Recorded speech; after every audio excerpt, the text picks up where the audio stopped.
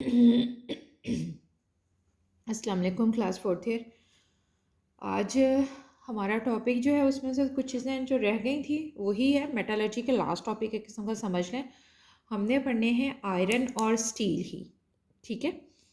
उस दिन हमने सिर्फ मेटालर्जिकल ऑपरेशंस पढ़े थे, इसके अलावा भी कुछ चीज़ें हैं जो आ जाती हैं पेपर में, ठीक है।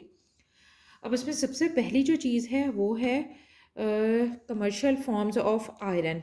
आयरन की मुख्तलिफ जो किस्में हैं वो, ठीक है। अच्छा, इसमें जो वैसे तो हमने नाम पढ़े थे सारी, सबसे पहली जो है टाइप वो है पिग आयरन, ठीक है। पिग आयरन, इसकी तीन फॉर्म्स होती हैं, पिग आयरन, कास्ट आयरन और रॉट आयरन, ठीक है। बेसिकली इसमें डिफरेंस क्या होता है, कार्बन की परसेंटेज का। और अगर आपको याद है लास्ट वाला टॉपिक, तो हमने उसमें पढ़ा था कि हम जो है सबसे पहले जो हम इस्तेमाल करते हैं और हेमाटाइट, उससे हम बनाते हैं पिग आयरन और कास्ट आयरन, ठीक है। और फिर उससे ही रॉट आयरन बनाते हैं। और होता क्या है, हमने सबसे पहले पिग आयरन बनाया, वहाँ हमने जो चीज़ें इस्तेमाल करनी है पिग आयरन से बनाने के लिए उतना इस्तेमाल कर लेते हैं, बाकी उसका कुछ हिस्सा कास्ट आयरन बनाने में इस्तेमाल हो जाएगा, ठीक है। अच्छा, कास्ट आयरन जो है उसमें परसेंटेज कार्बन की मज़ीद कम कर ली जाती है as compare to pig iron, okay. और इसके बाद कास्ट आयरन जो है इसको हम जो है वो कुछ तो सेव कर लेते हैं कास्ट आयरन की फॉर्म में ही, जो कास्ट आयरन से चीज़ें बनती हैं उनके लिए, और बाकी जो है वो रिफाइनिंग के लिए इस्तेमाल कर लेते हैं कास्ट आयरन के लिए, ठीक है।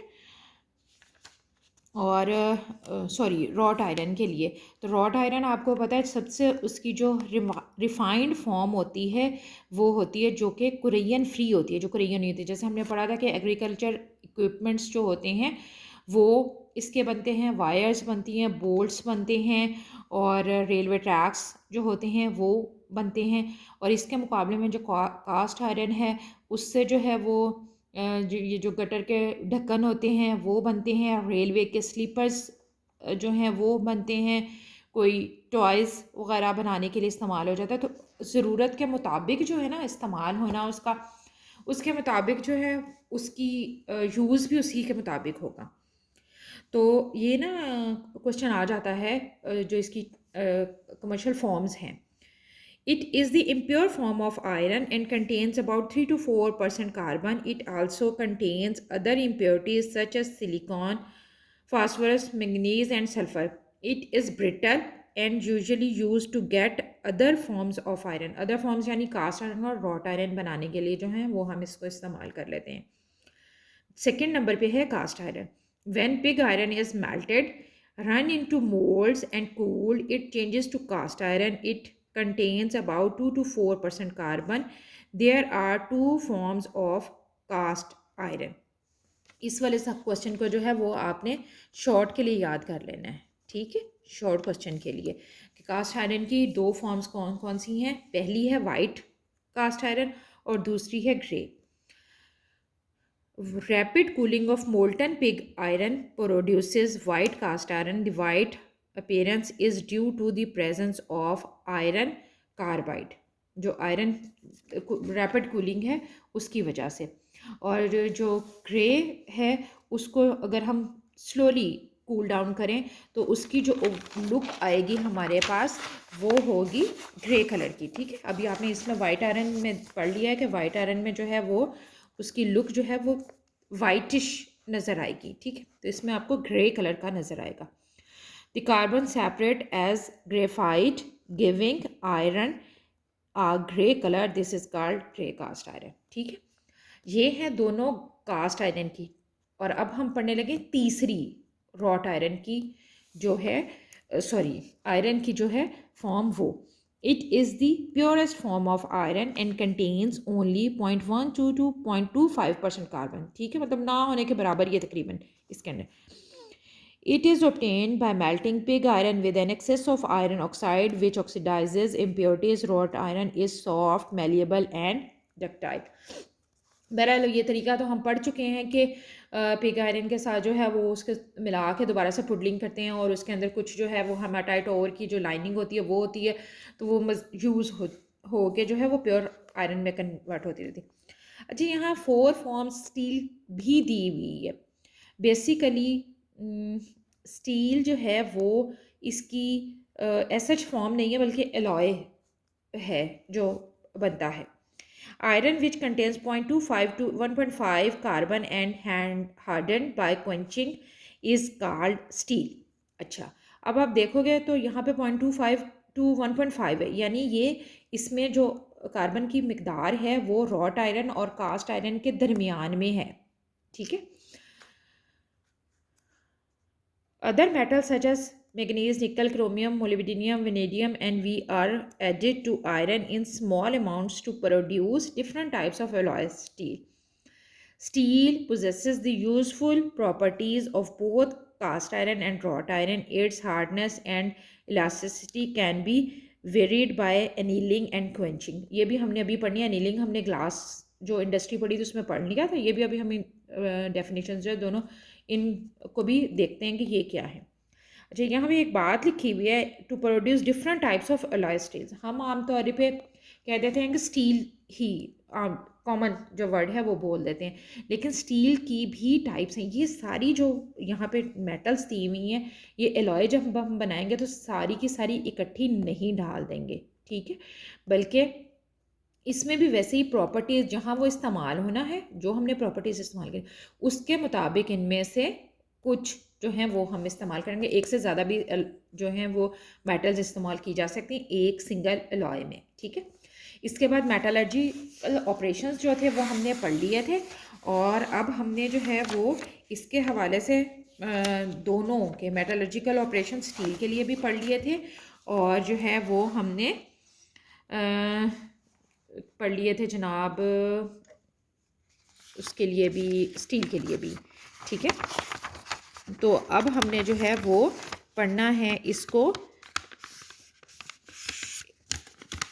कि इसके अंदर एनीलिंग, यानी इसको भी जैसे आपको अगर याद होगा ग्लास इंडस्ट्री में हमने पढ़ा था कि हम उसको एकदम से ठंडा नहीं कर देते, बल्कि आहिस्ता आहिस्ता जो है वो उसको ठंडा करते हैं। तो यहाँ पे भी बिल्कुल सेम वही सिचुएशन होगी।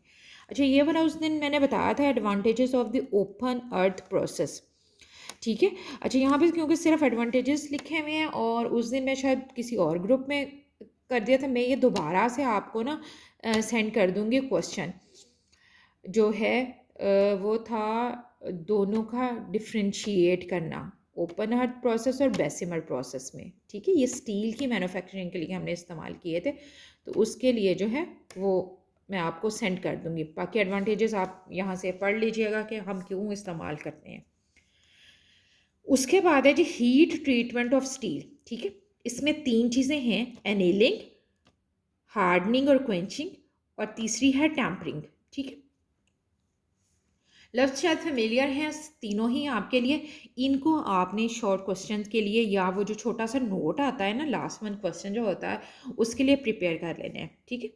एनीलिंग हम पहले भी पढ़ चुके हैं ग्लास के अंदर, ठीक है। It is the process of heating steel और any other substance to bright redness and then cooling it very slowly. Steel obtained by this process is soft, weak and ductile. अच्छा, अगर आपको याद होगा तो उसमें मैंने आपको बताया था कि हम जो है वो इस तरह से ग्लास बनाना है ना, तो इसकी ये ऐसे लेयर होती है, ठीक है। ये सारा इसके अंदर लिक्विड जो आपका ग्लास होता है वो होता है। अब इसकी एक ये लेयर है, एक ये लेयर है। अगर हम इसको एकदम से ठंडा कर देते हैं तो इसकी सुपरफिशियल लेयर्स जो होती हैं वो तो ठंडी हो जाएंगी, यानी ये वाली लेयर और ये वाली लेयर तो ठंडी हो जाएगी, लेकिन अंदर जो है वो सिर्फ वैसे ही मौजूद होगा। तो वो क्या होता है कि हल्का सा भी स्ट्रेन होता है तो वो क्रैक हो जाएगा, ठीक है। Same is this situation with steel, ठीक। स्टील को भी बिल्कुल ऐसे ही आपने एकदम से ठंडा नहीं कर देना, बल्कि आराम आराम से जो है वो उसको ठंडा करते हैं। यहाँ क्योंकि हमने स्टील के हवाले से पढ़ रहे हैं तो स्पेसिफिकली स्टील उन्होंने लिखा हुआ, लेकिन कोई भी ऐसी चीज़ जिसको हम रेड हॉट तक जो है वो गर्म करें और उसके बाद उसको ठंडा करें, लेकिन ठंडा कैसे करना है, बहुत ही आराम आराम से, ठीक है। दूसरे नंबर पे है हार्डनिंग और quenching. It is the process of heating steel to bright redness and then cooling it suddenly in water or oil. Steel obtained by the process is extremely hard and brittle. It does not possess elasticity and is called hard steel. जो इसके नतीजे में बनेगा, kneeling के नतीजे में बनेगा, वो होगा सॉफ्ट। ठीक है, ये जैसे इसके हार्डनिंग इसके नाम से जाहिर है कि हमने उसको हार्ड बनाना है। तो हम क्या करेंगे कि रेड हॉट पे गरम करेंगे और उसके बाद जो है उसको एकदम से किसी भी चीज़ के अंदर, या पानी के अंदर, या उसके पानी के अंदर या ऑयल के अंदर डाल के उसको ठंडा कर लेंगे। ठीक है, steel obtain by this process is extremely hard and brittle, बहुत ही हार्ड होता है और ब्रिटल होगा, और उसकी जो है इसको हार्ड स्टील भी कहते हैं। It is the process tempering. Third one, it is the process of heating steel at constant temperature much below redness for some time and then cools it slowly. अब यहाँ ऊपर वाले दोनों प्रोसेस में हमने जो है उसको रेड हॉट तक गर्म किया था, यहाँ हमने उसको रेडनेस तक गर्म नहीं करना बल्कि उससे नीचे नीचे ही रखेंगे टेम्परेचर को, और इसके बाद उसको स्लोली कूल करना है। Steel obtained by this process is neither very hard or nor so brittle, ना तो बहुत ज़्यादा हार्ड होता है ना ही ब्रिटल होता है, नॉर्मल सा ही जो है वो रहेगा। ठीक है, ये तीनों जो हैं आपने शॉर्ट क्वेश्चन के हवाले से लर्न कर लेने हैं। उसके बाद आ जाता है क्लासिफिकेशन ऑफ स्टील। ये सवाल भी आमतौर पे कभी कभार आ जाता है। ठीक है, अच्छा बेसिकली अब ये क्या है, स्टील क्या है? ये वही है जो दो स्टील जो हमने पढ़ लिए हैं। ठीक है, एक वो जो हमने ऊपर पढ़ा था ना, 4 टाइप्स पढ़ी हैं हमने पढ़ी हैं 4 टाइप्स। ठीक है, पहले आयरन की, एक था पिग आयरन, सेकंड वन था कास्ट आयरन। ठीक है, थर्ड वन इज रॉड, और चौथे नंबर पे हम पढ़ रहे थे स्टील। तो यहाँ जो पहली टाइप है ना इसकी, तो आप ये समझ लें कि हम पढ़ने लगे हैं स्टील की 2 टाइप्स हैं। ठीक है, पहली है प्लेन और दूसरी है एलॉय। ये बग़ैर मेटल्स ऐड किए होगा। इसके अंदर जो है वो आगे इसकी फर्दर टाइप्स हैं जिनके अंदर हम मुख्तलिफ जो है वो मेटल्स ऐड करेंगे। ठीक है, सबसे पहली है plane carbon steel. This steel contains iron, carbon and small amounts of other elements, about 95% of the total world. अच्छा, यहाँ पे नहीं मेंशन किया हुआ लेकिन आपने यहाँ पे लिखना है जो पीछे इसकी दी हुई है परसेंटेज, कि इसके अंदर जो है वो 1.5 to 2.5% जो है वो कार्बन मौजूद होता है। ठीक है, about 95% of the total world crude steel output belongs to this class. This plain carbon steel is further classified as follows. Low carbon steel in which carbon content is below 0.2%, medium carbon steel with carbon content from 0.2 to 0.5%, और third one is high carbon steel with carbon content above 0.5%. ठीक है, तो ये हो गया हमारे पास, हमने जो पढ़ लिया है अभी प्लेन के बारे में। ठीक है, तो अब हम ये कह सकते हैं कि प्लेन वो है जो हमारे पास उसी तरह ही आता है जैसे आयरन आया हुआ है। ठीक है, लेकिन उसके अंदर 3 ही कैटेगरीज हैं। एक जो है वो लो ग्रेड जो है, दूसरा जो है वो मीडियम ग्रेड है, और तीसरे नंबर पे हाई ग्रेड जो है वो। और इनकी क्लासिफिकेशन क्यों है? बेसिकली जो कार्बन की क्वांटिटी है उसके अंदर वो जो है वो डिसाइड करेगी। लो जो है उसके अंदर कितना होगा, 0.2% कार्बन होगा। ठीक है, इसके अंदर 0.2 से लेके 0.5 के दरमियान में हो सकता है, और जहाँ 0.5 होगा % होगा वो हाई ग्रेड जो है हाई कार्बन स्टील कहलाएगा। ठीक है, मतलब कार्बन की क्वांटिटी जैसे जैसे है वैसे वैसे उसके नाम से जाहिर है कि उसको हमने डिफाइन कर दिया। चलें जी, अब हम उसकी सेकंड जो फॉर्म है वो पढ़ने लगे हैं, और वो क्या है? वो है जी अलॉय स्टील।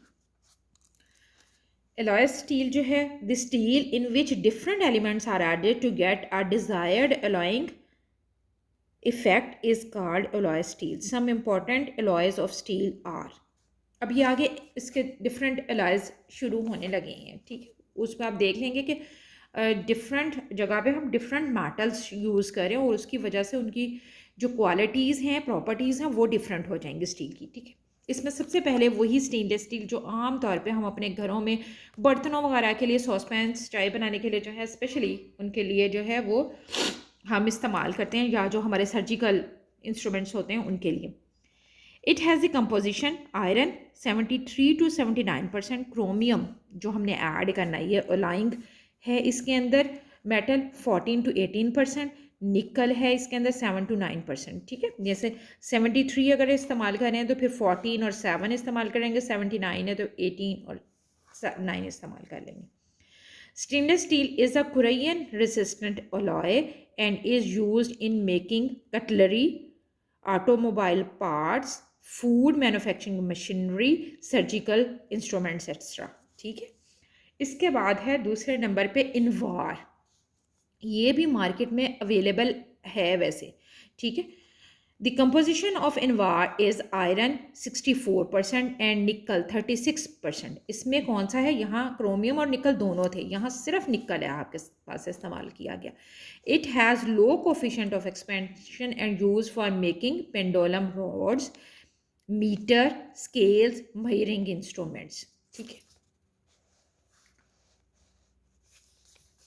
उसके बाद थर्ड वन जो है वो है निकल स्टील। इनवार में भी और इसमें भी दोनों में ही निकल ही इस्तेमाल होगा, लेकिन क्वांटिटी का फ़र्क है। यहाँ जो है निकल काफ़ी ज़्यादा क्वांटिटी में इस्तेमाल हो रहा है 36%, यहाँ ज़रा कम क्वांटिटी में इस्तेमाल होगा।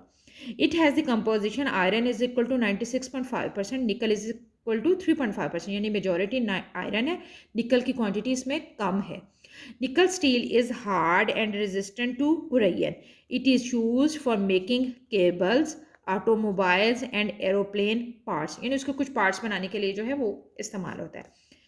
उसके बाद है जो सिलिकॉन स्टील। हाँ, जैसे नाम से जाहिर है कि अब हम जो है इस्तेमाल करेंगे आयरन के साथ silicon. The composition of silicon steel is in iron is equal to iron 96 to 99% और सिलिकॉन 1 to 4%, यानी बहुत ही कम क्वांटिटी जो है उसकी इस्तेमाल करनी है। Silicon steel is hard and highly magnetic and is used in making magnet and transformers. उसके बाद है G manganese steel. It has the composition iron is equal to 85 to 88%, manganese is equal to 12 to 15%. This alloy steel is extremely hard and tough. It is used for making safes and rock drilling tools. Safes जिनके अंदर पैसे रखते हैं ना, वो वाली safe जो होती हैं उनके लिए इस्तेमाल होता है, ठीक है। तो अब हम देख लेते हैं कि हमने क्या पढ़ा अभी तक। हमने पढ़ा कि प्लेन दो फॉर्म्स होती हैं स्टील की, प्लेन होती हैं, एलॉय होती है। इसमें जो है वो low carbon, medium carbon, high carbon, और उसी हिसाब से उसकी क्वांटिटी भी है। लो में 0.2% कार्बन है, मीडियम में 0.2 से 0.5 यानी 0.3 भी हो सकता है, 0.4 भी हो सकता है। हाई कार्बन जो है उसमें 0.5% होगा। अब बारी आ जाती है एलॉय की, ठीक है। तो एलॉय में हमने पढ़ा था कि कुछ मेटल्स के ऐड करने से हम बनाते हैं, ठीक है, बाय एडिंग सम मेटल्स। और ये भी कि हम एक दफ़ा तफसील से तो पढ़ते हैं कि बहुत सारी, लेकिन इस्तेमाल हम इनको तरतीब से बारी बारी ही करते हैं। तो इसमें जो सबसे पहली टाइप हमने पढ़ी वो थी स्टेनलेस स्टील, ठीक है। इसमें आयरन के अलावा जो दो चीज़ें इस्तेमाल की हमने वो थी क्रोमियम एंड निकल, ठीक है जी। और इसके बाद सेकेंड नंबर पे हमने इस्तेमाल किया पढ़ा इनवार। ये तो बहुत ही कॉमन है, जो हम आप देखते हैं ना स्टेनलेस स्टील घरों में, वो सारा यही आमतौर पे क्रोमियम और निकल के साथ ही होता है। इनवार के अंदर जस्ट निकल है, ठीक है, इन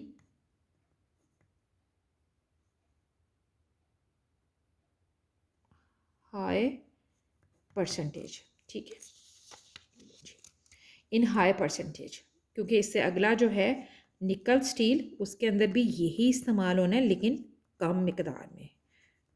आपने इसको इसी तरतीब से याद करना है। निकल इस्तेमाल होगा एज एन एलॉय लेकिन इन लो परसेंटेज, ठीक है। यहाँ थी 36% और ये थी 3.5%। And fourth one is silicon, और सिलिकॉन स्टील जो है इसके अंदर सिलिकॉन बहुत ही कम इस्तेमाल होता है, 1 to 4% था। और लास्ट में जो हमने पढ़ा है वो है मैंगनीज स्टील, STEEL।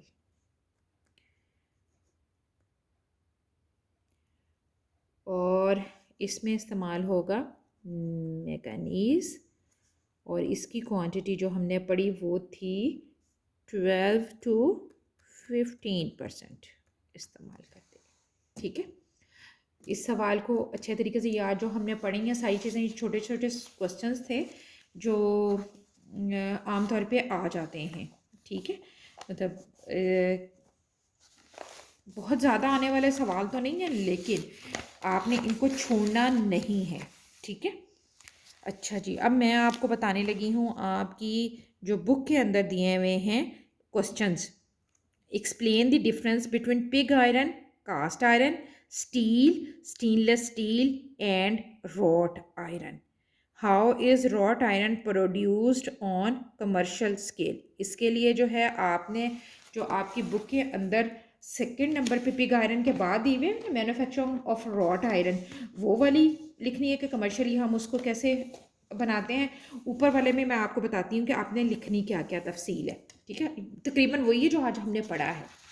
इसमें सबसे पहली चीज़ जो आएगी वो है पिग आयरन। पिग आयरन में आपने बताना है कि जो सबसे कमर्शियल उसकी फॉर्म है वो होती है, इम्प्योर फॉर्म है।